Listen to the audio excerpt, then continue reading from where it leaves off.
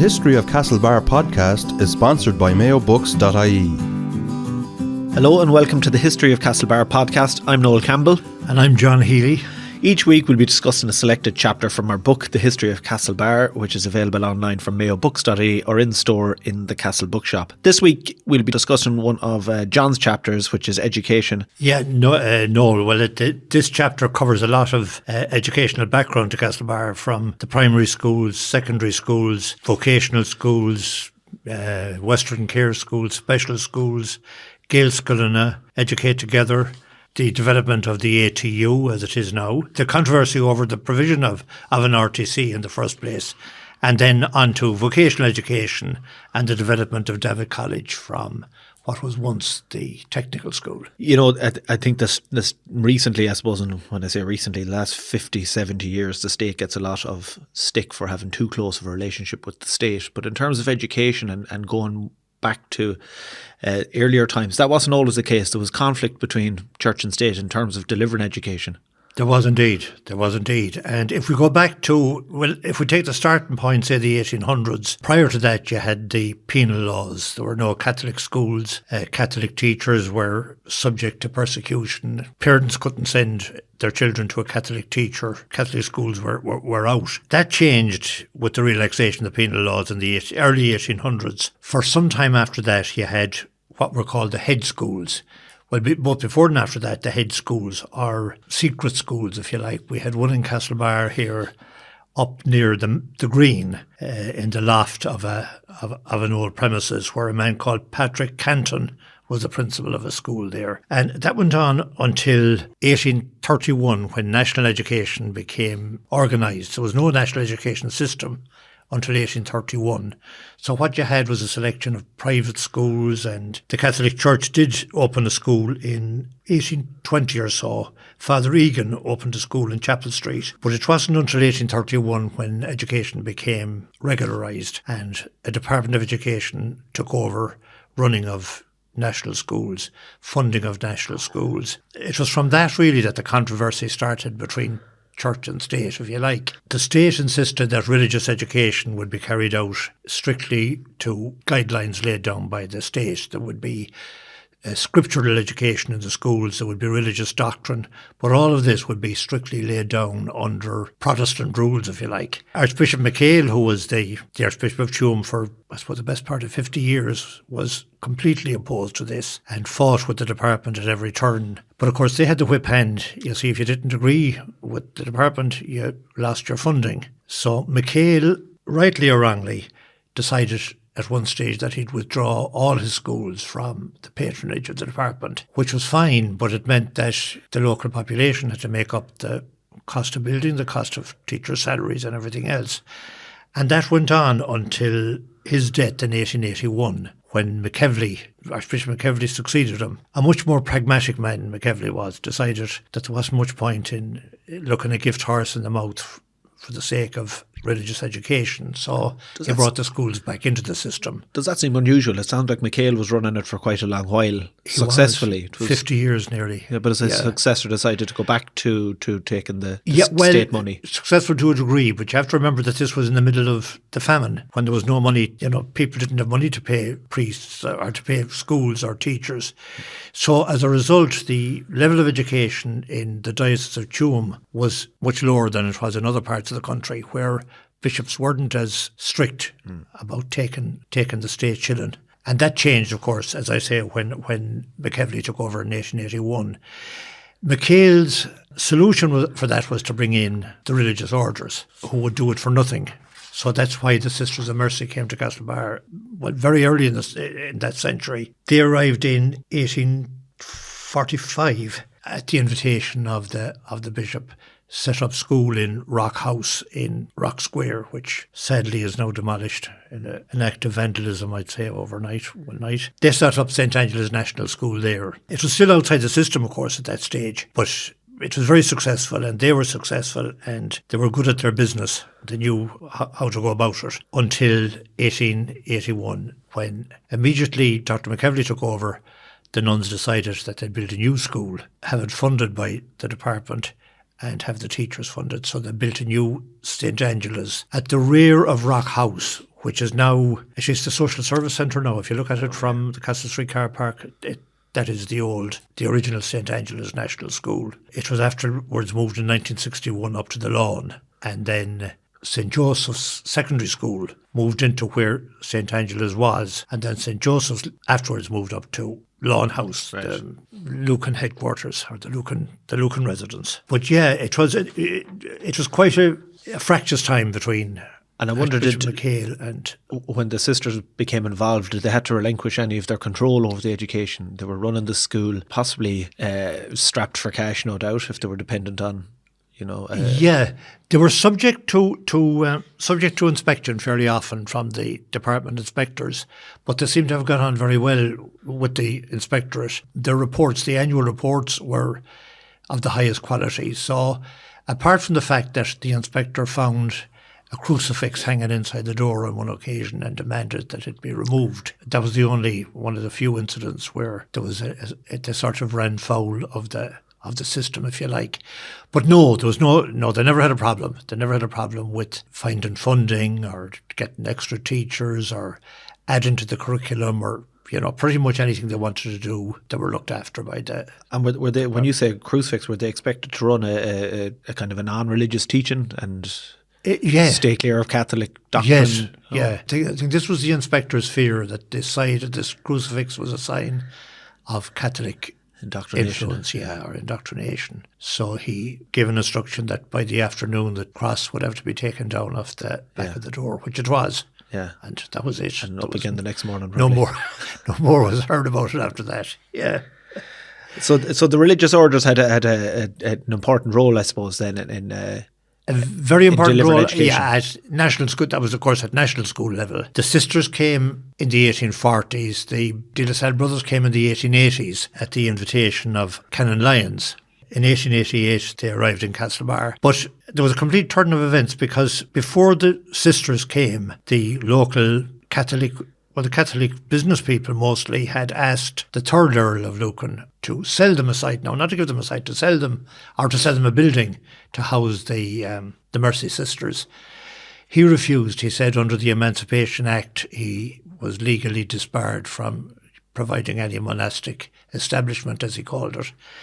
They challenged him on that. He proved that he was wrong, but then he said that even if he was wrong, he still wouldn't give it. You're not getting it anyway. So behind his back, or while his back was turned, they bought Rock House. A group of them, maybe 5 or 6 wealthier Catholic people, bought the Rock House, and that became the headquarters of the Mercy Order. But yet, in the 1880s, when Canon Lyons went to the 4th Earl, he gave him the site for St. Patrick's National School in Chapel Street. He gave him the site for the monastery, and then he gave him the site for St. Gerald's Secondary School across the road. So it was a complete turnaround. I mean, there were, the 2 Earls were completely different He's people. making up for the father's For wrongs. the father, yeah. That was national school, John. What was the origins of the secondary school system in the town? Yeah, the sisters realised that there was a need for a secondary school. Now, they did have a kind of a private school down in the Grove, where Faulkner's house was in the Grove. They did have a private fee-paying school there, but they decided that, it needed a proper secondary school. Actually, the first out of the blocks there were the brothers, because they opened St. Gerald's in 1910. St. Gerald's College was opened in 1910, and from 1913 onwards it just grew and grew. And the peculiar thing about it was that they were receiving, and this mightn't be very well known, that St. Gerald's were receiving students from Donegal, Cork, Clare, Westmeath under what were called King's scholarships. So there must have been a fair recognition of the quality of the school if they were allowing scholarship holders to. And would they have had boarding facilities? They would have stayed with local families. Locals, yeah. right? The school itself didn't have. That's quite impressive now, isn't it? It must have been well known, remarkable, yeah. Good system running from Chapel Street. Good system, Street. yeah. And that went on, and of course they relocated in 1971 to the Newport Road, as you know. That's where the St. Gerald's is now. On the other hand, St. Joseph's Secondary School was at the back of Rock House for a long time. The nuns bought Lord Lucan's estate, and they used Lawn House as a boarding house for boarding students. So St. Joseph's was a boarding school. And a day school as well, of course, but a boarding school. They used that for boarders. So the boarders would leave in the morning, come down near where the present gate is. There was a tunnel built under the road so that they wouldn't have to walk out onto the public thoroughfare and down at the side again. So it's blocked off now. I was looking for it recently. I was up there, but I remember it well. Steps down, an underground I didn't know that. walkway. Wow. So they'd come down so far and walk under. It finished as a boarding school in the 60s, I think. The school itself moved up from Rock Square up to the Lawn House, where it is now. So they were the two major secondary schools. But of course, you also had the vocational school, because I should say that secondary school wasn't free at the time. There was no such thing as free secondary education. You had to pay, and even in my time, it was £30 a year. And how did that rate? Was that? I mean, if you're talking about a number of children probably going to secondary school, that was for St. Gerald's now. Yeah. £30, which was expensive enough. Okay, at that time. Now I'm talking about back in the 50s and early 60s. It was a fair bit of money to have to pay. So you didn't have free education as such. So the vocational school was opened in Newtown in 1933. I think that's when vocational education came in. Okay. And that provided free education for 2-year courses for boys who wanted to learn a trade and didn't want down the academic route. And for girls, they had commercial courses. So they were 2-year courses. First principal was a man called Thomas O'Donnell, largely forgotten now, but a well-regarded academic. He was an Irish scholar. He broadcast on Radio Éireann about the life and writings of Douglas Hyde. He died fairly young at 1938, and he's buried up here in the old cemetery. There was a memorial raised to his honour in 1940. It's the Celtic cross. It might be worth up at the graveyard. Known that in the graveyard, yes, to his memory. It continued on in Newtown until Joe Langan became principal in 1972, and Joe had a vision of upping the grades and making it a more acceptable mainstream school. So he oversaw the transition from a vocational school to Davitt College, moved it out to Springfield. The students wore uniforms, first time in Ireland that vocational school students had uniforms, and really made it a mainstream academic school, which it is today, of course, something like 800. It's massive. 800 students, I think, now at the moment, So that was a major breakthrough for what was the tech, as we called it, going up to technical school. But you had other sort of peculiar schools. There was, I don't know whether you heard of the charter school for girls. Briefly. It's an unusual name. It sounds very upper classish, but it was anything but. Okay. It was a school set up in what is now Spencer Park, near Duffy's Garage. It was set up in probably the early 1800s, I think. And the idea was that they would bring in Catholic children, boarding schools, non-fee, of course. They'd bring in Catholic children and teach them to be proper Protestant children. Oh, very good, Take away the popish faith of them and teach them the right way. That opened in, I think it was around 1830. And it was a man called, I'm trying to think of the name, first man was John King and his wife. It was set up in 1768, even way before that.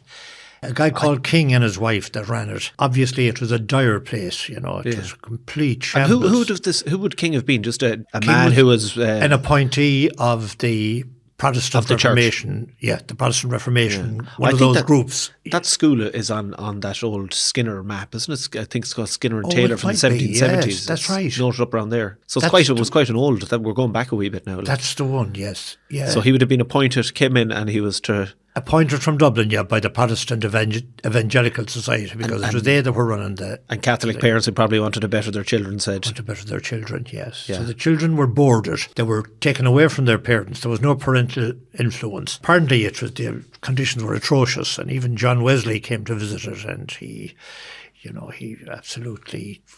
He gave it, the thumbs down. He said it was filthy and abhorrent. And so there's a chance King was taking the money but not spending it. That looked the way it was, yeah.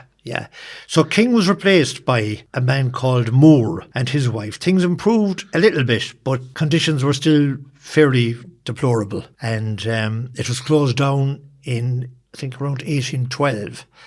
and then it became a bridewell. Now that might appear on the maps as well. So the bridewell being... It was possibly a bridewell from the start, by the sounds of it. How many children would have been in it, do we know? Is there any It was originally meant to be 60, but there were around 30 or 34 in King's time. Okay. Quite a few, so, I mean, it's... No running water course or anything like that. The water had to be carried down from Salle Lake. The kids had to do that by dragging down on buckets down to the thing, you know. Yeah, that's a largely forgotten part, I think, of the history. And then again, Noel, you had, you know, the work done by Western Care, which was phenomenal. Yeah. You know, in 1966, it was set up by Johnny Mee, Michael Joe Egan and Tom Fallon with the purpose of providing education for kids who had been ignored or denied an existence even up to that. And they opened 2 schools. One was St. Anthony's was opened up near Castlebar. They're on the left-hand side, the rear of in a prefab. Right. And then St. Bridget's, St. Anthony's for mildly handicapped and St. Bridget's for moderately handicapped children, you know. And they grew and grew. They were, you know, hugely successful, both schools, and they are today indeed, you know. It just shows you the power of local campaigning. Exactly. And we saw it again later on then when the RTC campaign began for third level education in the town. Today we've a university town. Tell us a wee bit about the road from RTC to Mayo University. Well, it was a long, as you know yourself and you've written about, it was a long road, you know. It was probably the first kick-off was 1979, I think, when the Chamber of Commerce held a public meeting and decided that they wanted to have an RTC, as they were called then, for the town. That was the first campaign. A lot of opposition from other towns. Westport said Castlebar gets everything, and Ballina said, why should Castlebar have this? You know, so there was a lot of... Were they running their own campaigns, I wonder, at the time? Or was it just they didn't want... No, they didn't want it. Yeah. Not that they wanted them, but they didn't want them in Castlebar. So by 1981, that was 1979, by 1981 the Fine Gael government had given a commitment. And at the time, I remember Paddy O'Toole was the minister from Ballina, and Paddy voted in favour of the RTC. And he was berated in Ballina for siding with Castlebar and letting down his own town. So, but anyway, they got over that. Nothing much was happening. Progress was slow. By 1988, Fáil were now in power by 1988 and announced that 5 proposed RTCs, including Castlebar, would not go ahead. Of course, there was murder over Absolutely, that. You know. This really set the cat among the pigeons. And Mary O'Rourke, by way of softening the thing, offered outreach courses to the Chamber of Commerce. Not a full RTC, but outreach courses. That was shot down. The committee wouldn't accept that. And then, of course, the famous by-election in 1994, the RTC decided to go political. Paddy McGuinness, who was spearheading the campaign, ran. He didn't win the seat. It was the by-election caused by Pádraig Flynn's departure to Brussels. Beverly Flynn was the Fianna Fáil candidate, Michael Ring for Fine Gael, and Paddy McGuinness represented the RTC, independent. It was considered to be a shoe-in for Beverly Flynn, of course, her father's seat. But instead of that, Paddy's presence and his effect, so the seat went to Ring. He won the seat and has held it ever since. But that appeared to have been the turning point, you know. It turned into the RTC and now has become, as we know, the A.T.U. So it was very effective, that campaign, wasn't it? I suppose no longer could they kick it down the street because this would cost actual seats. This would cost actual seats. You know, seats, and this is quite serious. Yeah. They knew that people were... Yeah. And it was a very well-run campaign, you know, and people put an awful lot of time and effort. As we know, Paddy McGuinness devoted an awful lot of his time and I'd say his own money as well was invested in the campaign, you know. Yeah, he had the secondary school children out as well, campaigning as well. Very, very and it was county-wide at that stage, you see. That was the thing about it, you know. You had branches of the committee everywhere, in every town and around at that stage. So yeah, it was a big win for... And now we're part of the larger complex of A.T.U. Now we're part of the larger complex of A.T.U. A success story. Yeah. No doubt. John, thanks very much. I mean, there's a very interesting look back on several hundred years of education in Castlebar. Yeah, well, it's a pretty thumbnail sketch. There's an awful lot more and lots of bits and pieces, but that's in the book, as we say. No. Thanks, John. Okay. Thank you. Thanks. Okay. Before we go to the ad break, we'll take a look at an ad from the past. And John, you've got an ad from the Connacht Telegraph from 1966. I have no idea. This is an ad for a shop called the Wool Boutique. It was located on the Mall, or the Green, as it says here, to be corrected. It was a woman called Sue Murphy opened this shop in the front room of her own house. Now, Sue was the mother of Tom Murphy and Fintan Murphy, our own townsmen. And she opened this business. It was Irish Hand Knits, and it was enormously successful. My own recollection of it is around the 1960s of the tour buses pulling up outside, the Yanks going into the shop, placing their orders, buying everything and anything from Arden sweaters to clothes and caps and everything else. And Mrs. Murphy they'd pay for their goods, take their order, get back on the bus.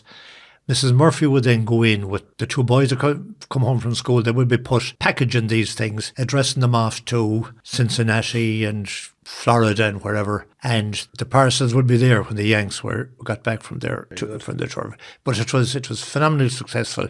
She had nearly 100 knitters all over Ireland knitting knitwear to her design, which she would then sell in the shop. So I'll just read, this one came at Christmas in 1966. It's Irish hand knits are now haute couture.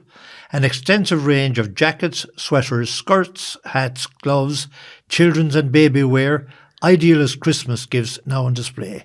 Come and see the beautiful Mayo crochet work in our collection. The Wool Boutique, the Green, Castlebar. So that's just a throwback to 66.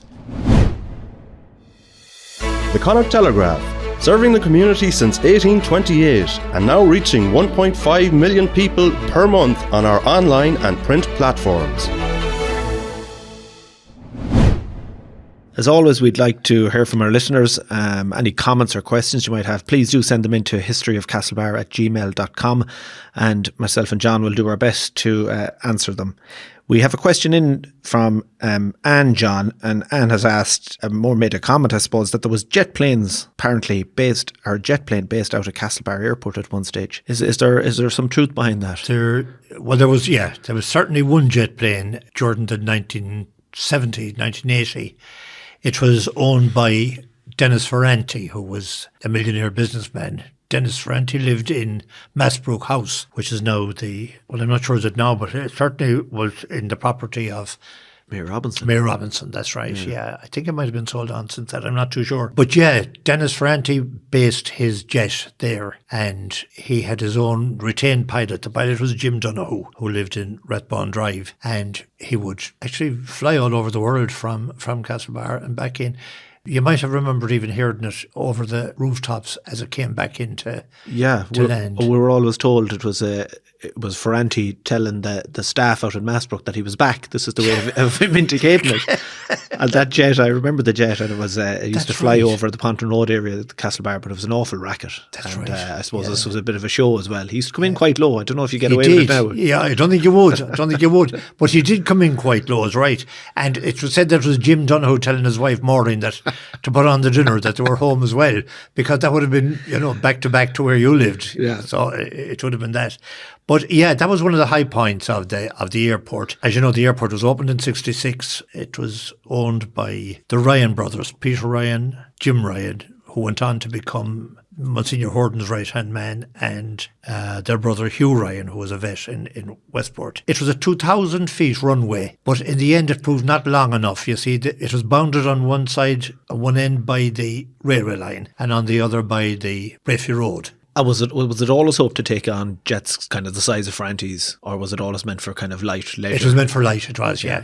But the County Council decided then, you see, that in order to achieve its full potential, it should be able to take bigger planes. So a proposal was made that they would put a level crossing on the Brafey Road, out there now where Tahar Tires is. So when a plane would be landing or taking off, the gates would come down and it'd be like a CIE crossing. Right. So now the runway could run from the railway line on one end out to the Monion Road on the other, which would give sufficient for 50 or 60 seater planes to come in. The proposal went to the relevant department, I suppose, at the time.